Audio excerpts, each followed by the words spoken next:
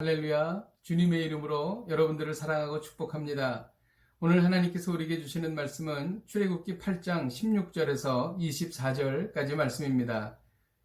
여호와께서 모세에게 이르시되 아론에게 명령하기를 내 지팡이를 들어 땅에 티끌을 치라 하라. 그것이 애굽 온 땅에서 이가 되리라. 그들이 그대로 행할세 아론이 지팡이를 잡고 손을 들어 땅에 티끌을 치매 애굽 온 땅의 티끌이 다 이가 되어 사람과 가축에게 오르니 요술사들도 자기 요술로 그같이 행하여 이를 생기게 하였으나 못하였고 이가 사람과 가축에게 생긴지라. 요술사가 바로에게 말하되 이는 하나님의 권능이니이다 하였으나 바로의 마음이 완악하게 되어 그들의 말을 듣지 아니하였으니 여호와의 말씀과 같더라. 여호와께서 모세에게 이르시되 아침에 일찍 일어나 바로 앞에 서라. 그가 물 있는 곳으로 나오리니 그에게 이르기를 여호와께서 이와 같이 말씀하시기를 내 백성을 보내라. 그러면 그들이 나를 섬길 것이니라. 내가 만일 내 백성을 보내지 아니하면 내가 너와 내 신하와 내 백성과 내 집들의 파리떼를 보내리니 애굽 사람의 집집에 파리떼가 가득할 것이며 그들이 사는 땅에도 그러하리라. 그날에 나는 내 백성이 거주하는 고센 땅을 구별하여 그곳에는 파리가 없게 하리니 이로 말미암아 이 땅에서 내가 여호와인 줄을 내가 알 것이라. 내가 내 백성과 내 백성 사이를 구별하리니 내일이 표징이 있으리라 하셨다 하라 하시고 여호와께서 그와 같이 하시니 무수한 파리가 바로의 궁과 그의 신하의 집과 애굽 온 땅에 이르니 파리로 말미암아 그 땅이 황폐하였더라. 아멘. 지금까지 하나님께서는 나일강에 재앙을 내리셨습니다.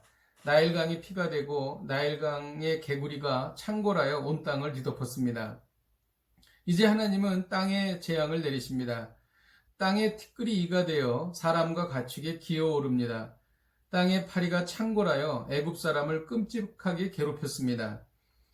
하나님께서는 모세에게 말씀하셨습니다. 아론에게 명령하여 내 지팡이를 땅에 티끌로 치라.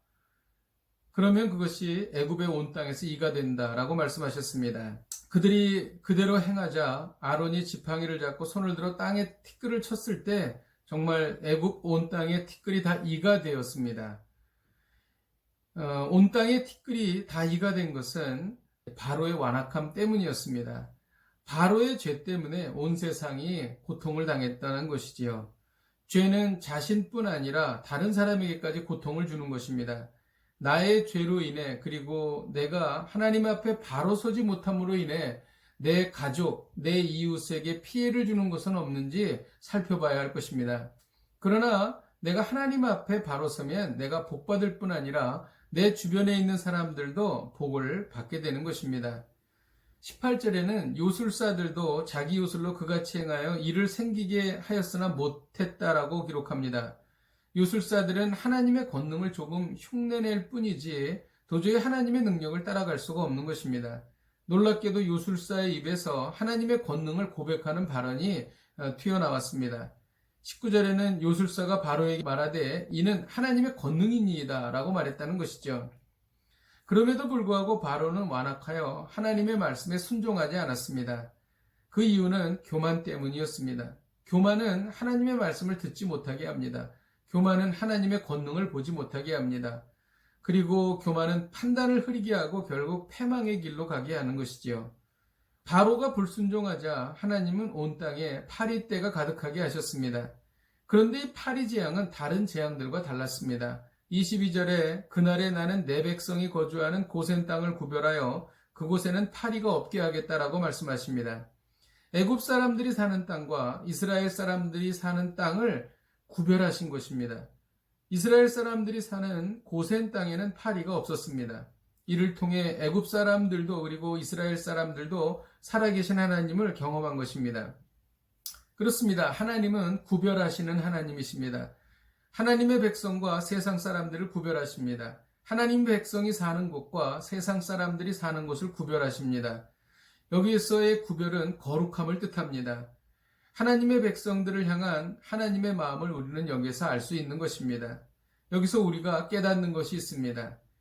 하나님의 백성은 세상과 구별된 삶을 살아야 한다는 것입니다. 하나님의 백성은 구별된 생각을 해야 합니다.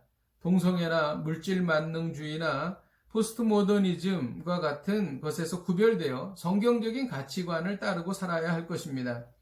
또 하나님의 백성은 구별된 일상을 살아야 합니다.